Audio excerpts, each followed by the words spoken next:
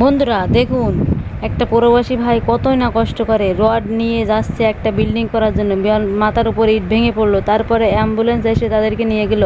তার বউ এবং তার একটা ছেলে একটা মেয়ে জানতে পেরে তাড়াতাড়ি হসপিটালে দৌড়ে আসলো। হসপিটালে দৌড়ে এসে ডাক্তারের সাথে কথা বললো, বেটাটা মারা গেল, মহিলাটা আর থাকবে না, বাচ্চা দুটো রেখে চলে গেল। মহিলাটা চলে যাচ্ছে, বাচ্চা দুটো কি কান্না না করতেছে।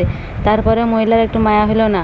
তার ভাইটা টোকার মতো কাজ করে বোতল কুড়াইয়ে রাস্তা ঝাড়ু দিয়ে বোনের জন্য খাবার জোগাড় করার জন্য চেষ্টা করতেছে। বোনকে আবার কাঁধে করে নিয়ে যাচ্ছে। বোনটা অনেক ক্লান্ত, তাই ঘুমায় পড়লো। তাকে কাঁধে করে নিয়ে গেল, মাথায় করে পিঠের কাঁধে করে দেখুন কতগুলো ইট নিয়ে যাওয়া আসা করতেছে। বোনটা তাকায় আছে, ভাইয়ের জন্য অপেক্ষা করতেছে, ভাইয়া কখন আসবে, তাকে খেতে দেবে। ভাইয়া তার জন্য মৌমি নিয়ে আসলো। মৌমি নিয়ে আসার পরে দুইজন মিলে ভাগ করে খাচ্ছে। ভাইয়া তুমিও খাও আমিও খাই, দুজন মিলে ভাগ করে খাই, আমাদের তো কেউ নেই।